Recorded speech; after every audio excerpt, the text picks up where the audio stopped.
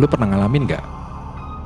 Ketika lagi di jalan ketemu sama teman lama lu, dan besoknya lu dapat kabar dan ternyata teman lu itu udah lama meninggal.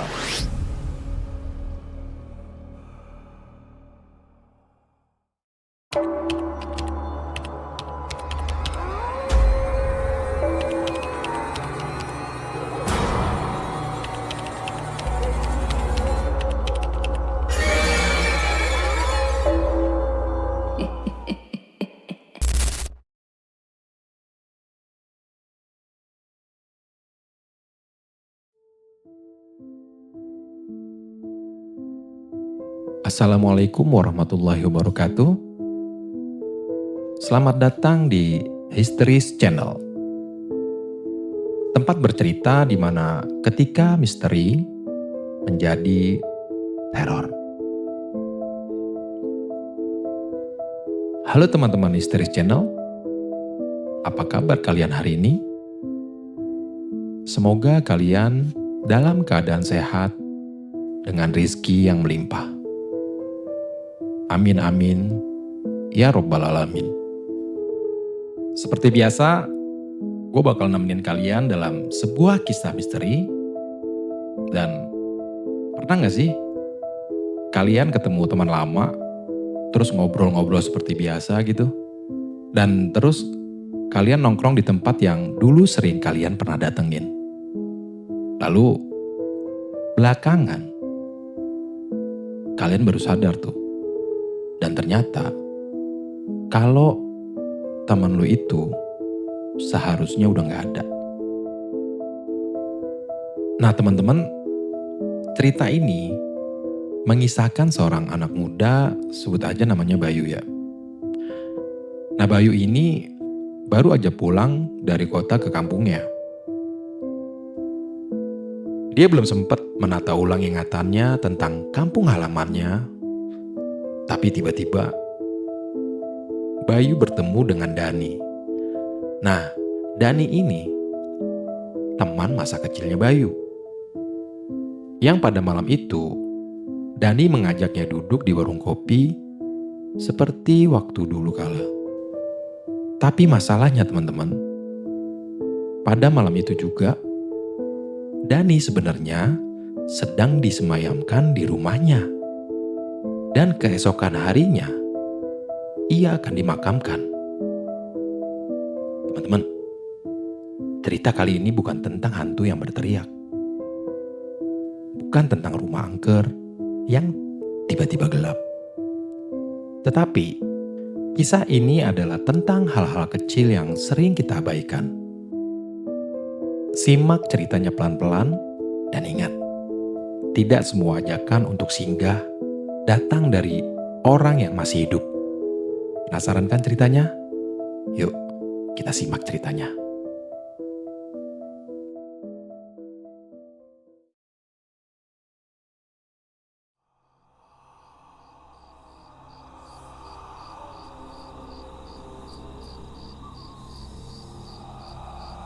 Bayu pulang kampung saat langit sudah hampir sepenuhnya gelap.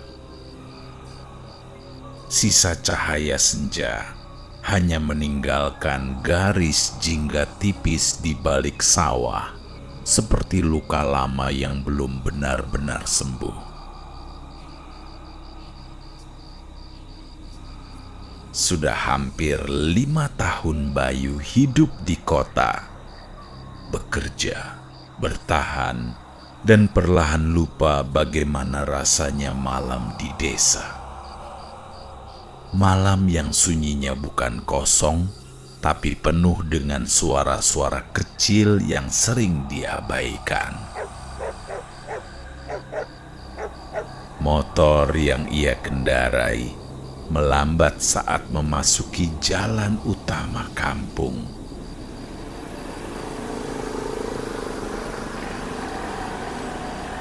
Aspal sempit, kanan kiri rumah-rumah tua. Sebagian gelap, sebagian masih menyisakan cahaya lampu pijar kekuningan. Dan udara terasa lebih dingin dari yang Bayu ingat. ada aroma tanah lembab bercampur asap kayu bakar yang samar, seperti khas malam hari di kampung pada umumnya. Saat itulah Bayu melihat seseorang berdiri di pinggir jalan. Seorang laki-laki dengan tubuhnya yang tegak tetapi diam. Tidak melambaikan tangan, tidak bergerak mendekat. Hanya berdiri, seolah menunggu sesuatu.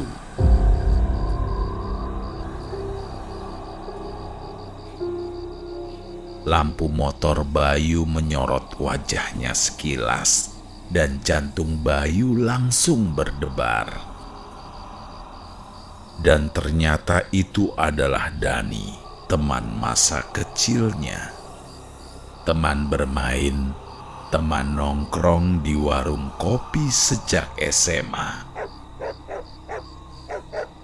Wajahnya masih sama, bahkan senyumnya senyum tipis yang selalu membuat Bayu yakin kalau semuanya baik-baik saja. Bayu pun memperlambat motornya hingga hampir berhenti.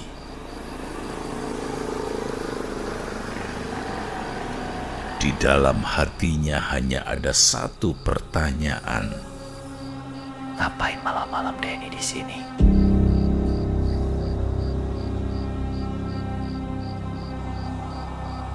Lalu tanpa suara, Dani memberi isyarat halus. Bukan dengan lambaian tangan, tapi dengan gerakan kepala, seperti mengajak. Dan arah yang ditunjuknya adalah menuju warung kopi di ujung jalan. Bayu pun mengangguk refleks. Dan entah kenapa tidak ada rasa curiga saat itu.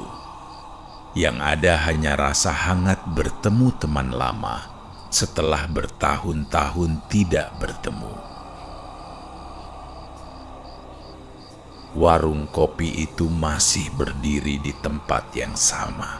Bangunan sederhana dari kayu dengan lampu putih pucat menggantung rendah. Dari kejauhan warung itu terlihat sepi. Tidak ada suara tawa, tidak ada bunyi sendok beradu dengan gelas. Biasanya jam segini, warung itu adalah pusat kampung. Tempat orang-orang buang lelah, buang cerita, dan buang rahasia.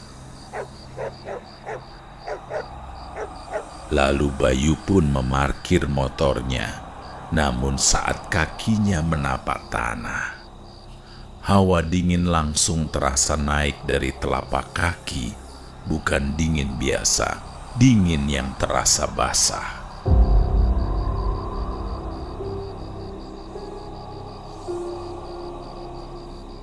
Dani sudah duduk di bangku panjang kayu. Posisinya membelakangi jalan, menghadap ke dalam warung. Tubuhnya terlihat sedikit lebih kurus dari yang Bayu ingat. Tapi Bayu menganggap itu wajar. 5 tahun bukanlah waktu yang singkat. Bayu pun ikut duduk, dan disitulah hal-hal kecil mulai terasa janggal. Tidak ada pelayan, tidak ada pemilik warung. Padahal lampu menyala, meja bersih, dan cangkir-cangkir tersusun rapi. Udara di sekitar Bayu terasa berbeda, ada bau samar.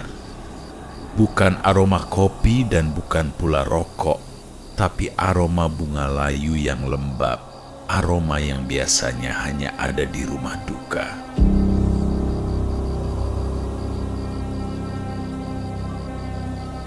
Angin malam pun berhembus pelan, lampu warung sedikit bergoyang-goyang, hingga menimbulkan bayangan panjang di lantai.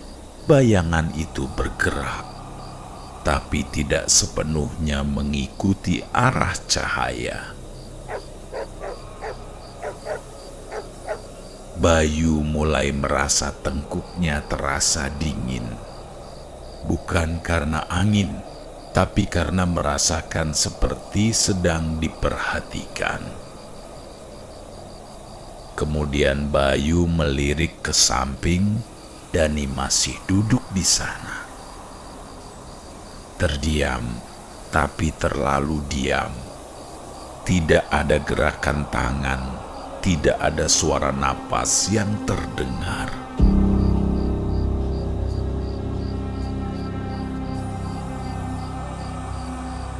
Di saat itulah dari kejauhan, Bayu mendengar suara kentongan pelan, teratur, dan terdengar sangat jauh. Suara yang biasanya untuk menandakan sesuatu telah terjadi. Bayu bukanlah tipe orang yang percaya dengan hal-hal mistis. Sejak merantau ke kota, pikirannya terbiasa dengan logika. Macet, target kerja, lembur, dan rutinitas yang menumpuk membuatnya pelan-pelan menjauh dari cerita-cerita kampung yang dulu sering ia dengar. Waktu kecil, Bayu justru kebalikannya. Ia tumbuh dengan cerita malam tentang penampakan di sawah, tentang orang-orang yang sudah pulang tapi sebenarnya tidak pernah benar-benar kembali. Dan Dani adalah orang yang paling sering mengajak Bayu mendengarkan cerita-cerita itu. Dani selalu lebih berani dan lebih nekat. Kalau ada tempat yang katanya angker, Dani yang pertama datang, Bayu biasanya ikut, tapi selalu setengah ragu. Kenangan itu tiba-tiba terasa dekat malam ini, seolah masa lalu bangkit bersama udara dingin di warung kopi. Bayu pun duduk mematung, matanya menatap meja kayu di depannya. Permukaannya penuh goresan lama dengan nama, tanggal, dan simbol-simbol tak jelas. Semua terasa familiar, tapi ada jarak aneh, seperti mengingat mimpi yang terlalu nyata.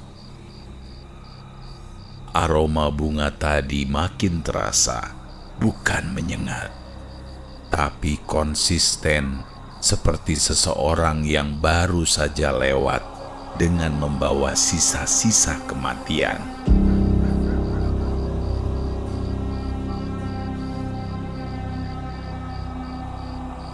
Bayu mulai menyadari satu hal kecil sejak duduk di sana. Ia tidak mendengar satupun suara serangga. Tidak ada jangkrik, tidak ada katak, tidak ada apapun. Padahal malam desa biasanya hidup oleh suara-suara kecil itu. Kesunyian ini terlalu rapi.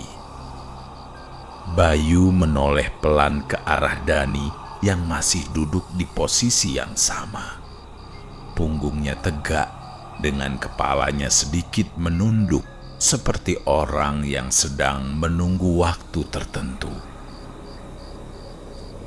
Lampu warung kembali bergoyang-goyang, tapi kali ini lebih pelan. Bayangannya memanjang di lantai, dan Bayu melihat sesuatu yang membuat napasnya tertahan. Bayangan Dani tidak sepenuhnya menyatu dengan tubuhnya, seperti ada jeda kecil. Seolah bayangan itu terlambat mengikuti gerakan. Bayu pun mengedipkan matanya sekali, dua kali. Kemudian bayangan itu kembali normal. Bayu pun menghela napas panjang.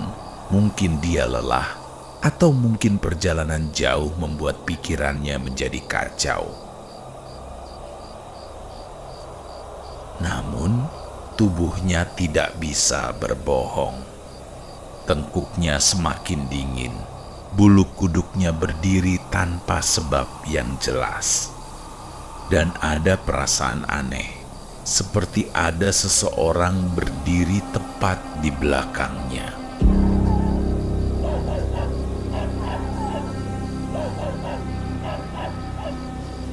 Lalu datanglah suara itu, bukan suara keras dan bukan suara jeritan, melainkan suara langkah kaki pelan dan sangat pelan, seolah menginjak tanah basah. Bayu pun menahan napas, dan tiba-tiba tercium aroma bunga tadi bercampur dengan bau lain, seperti bau tanah yang baru digali dan bau kain basah yang terlalu lama tertutup. Bau yang tidak mungkin salah, yaitu bau kematian.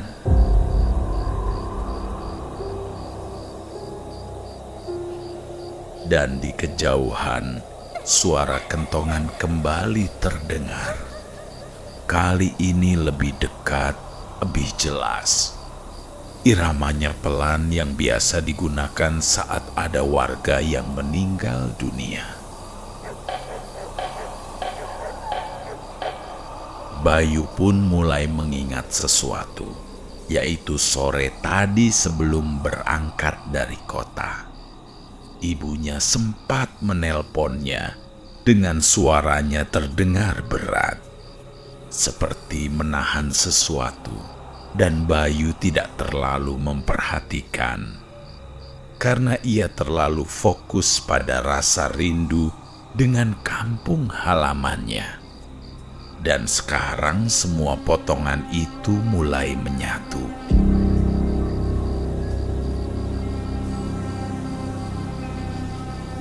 Bayu akhirnya menyadari satu hal penting. Ia terlalu sibuk memperhatikan sekelilingnya, hingga sampai lupa untuk memperhatikan dirinya sendiri. Sejak tiba di warung kopi itu, tidak sekalipun ia merasa haus, tidak merasa ingin minum. Tubuhnya seperti berada di antara sadar dan tidak. Pikiran Bayu perlahan ditarik ke masa lalu, di mana ketika saat itu Dani masih selalu menunggu di ujung jalan setiap sore.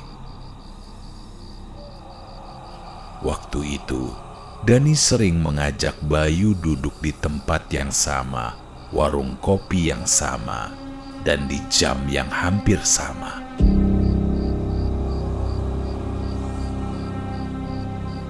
Dan ada satu kebiasaan aneh Dani yang dulu sering Bayu anggap bercanda. Setiap kali malam makin sepi, Dani selalu duduk diam menatap kosong ke jalan kampung.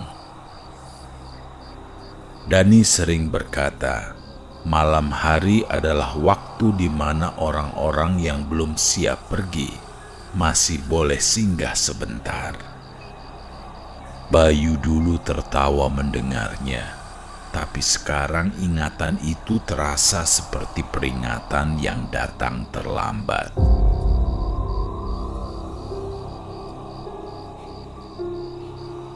Kentongan pun kembali berbunyi, tapi kali ini bukan dari kejauhan. Suara itu seperti memantul dari rumah ke rumah, semakin dekat, semakin jelas. Bayu mulai tersadar, suara itu bukan berasal dari satu arah, tapi melainkan suara itu mengelilinginya. Dan aroma bunga pun semakin pekat. Warung kopi itu seperti ruangan tertutup yang dipenuhi karangan bunga. Bayu pun menoleh ke jalan, dan di sanalah ia melihat sesuatu yang membuat dadanya sesak. Beberapa rumah tampak terang benderang, lampu menyala penuh, dan di salah satu rumah terlihat bayangan orang-orang sedang duduk bersila, dan itu adalah rumah Dani.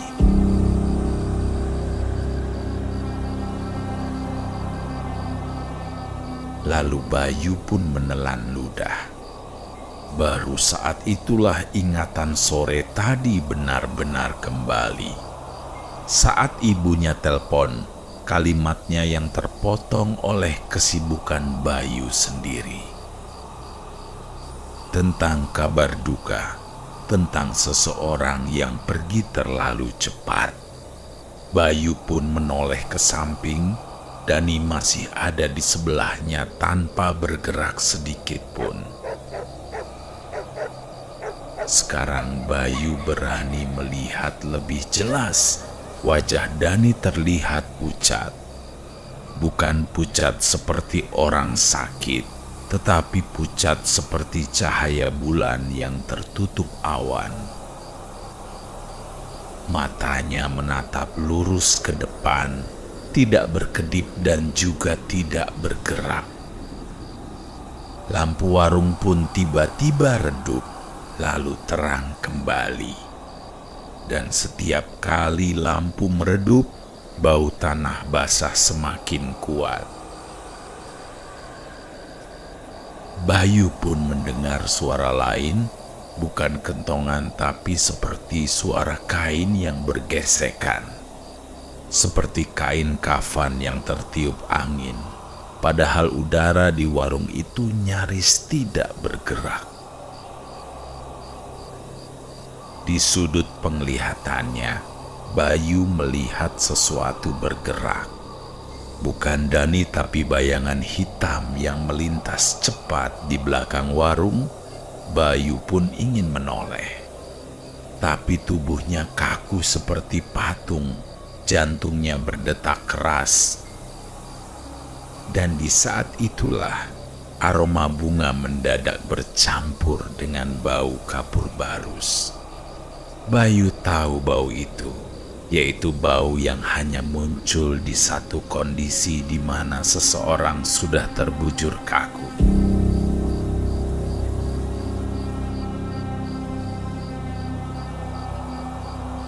Bayu akhirnya mengerti. Dani tidak mengajaknya ke warung untuk mengobrol, tapi dia mengajaknya singgah untuk pamit. Udara di warung kopi terasa semakin sempit, seolah-olah ruang itu menyusut perlahan, hingga memaksa Bayu tetap duduk di tempatnya. Lampu kembali berkedip, kali ini lebih cepat. Bayangan di dinding tidak lagi diam, bayangan Dani mulai bergerak sendiri. Bukan mengikuti tubuhnya, tapi seperti makhluk terpisah yang mencoba berdiri. Bayangan itu memanjang ke arah kaki Bayu, tipis, hitam, dan dinginnya terasa meski belum menyentuh. Bayu merasakan sesuatu di pergelangan kakinya, bukan sentuhan, melainkan hawa dingin yang merayap naik. Seperti tangan tak terlihat yang sedang menimbang apakah sudah waktunya menarik. Dari sudut warung terdengar suara lain. Bukan langkah kaki, melainkan suara gesekan pelan seperti kuku menyentuh kayu. Bayu menoleh perlahan. Di sudut gelap warung ia melihat beberapa bayangan duduk bersila, jumlahnya lebih dari satu. Kepala mereka tertunduk, tubuhnya pun terdiam. Namun setiap kali lampu berkedip, posisi mereka sedikit lebih dekat.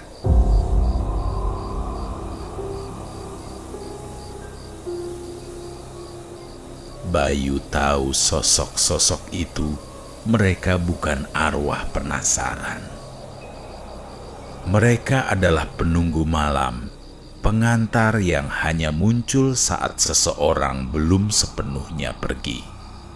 Dan Dani adalah alasan mereka datang. Sekarang Bayu benar-benar melihatnya.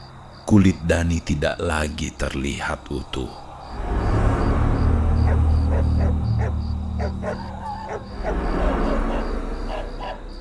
Di bawah cahaya lampu yang tak stabil, warna tubuhnya tampak tidak merata. Sebagian pucat, sebagian lagi kelabu, seperti kain yang sudah lama tertimbun tanah.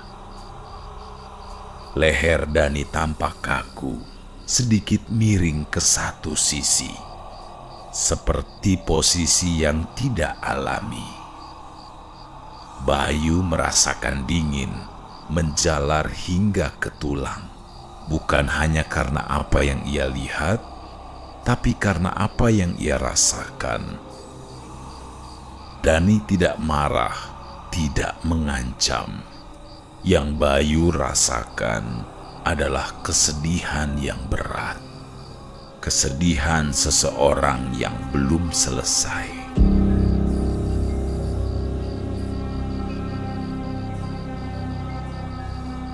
Bayu sadar satu hal penting. Malam ini bukan hanya malam pertemuan, tetapi ini adalah malam perpisahan, dan ia tidak seharusnya ikut terlalu lama. Bayu memahami semuanya. Dani tidak bisa pergi sebelum bertemu dengan teman lamanya. Seseorang yang terakhir ia tunggu, seseorang yang pergi terlalu lama dan baru kembali saat semuanya sudah terlambat.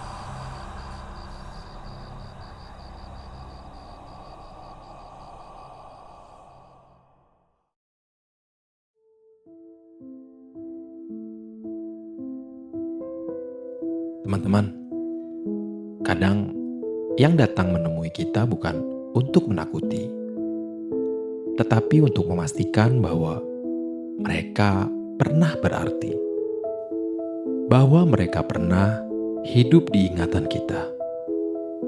Dan terkadang pulang kampung bukan soal kembali ke rumah, tapi menghadapi apa yang telah kita tinggalkan. Coba deh, kalau kalian ada di posisi Bayu, apa yang akan kalian lakukan saat kalian duduk di warung itu? Apakah kalian akan tetap duduk di situ atau memilih langsung pulang dan menutup pintu rapat-rapat? Tulis pengalaman kalian atau pendapat kalian di kolom komentar ya. Dan harap hati-hati kalau kalian bertemu teman lama di jalan yang terlalu sepi. Oh ya, kalau kalian suka dengan cerita ini, jangan lupa untuk klik subscribe dan nyalain loncengnya agar nggak ketinggalan dengan kisah menarik lainnya. Assalamualaikum warahmatullahi wabarakatuh.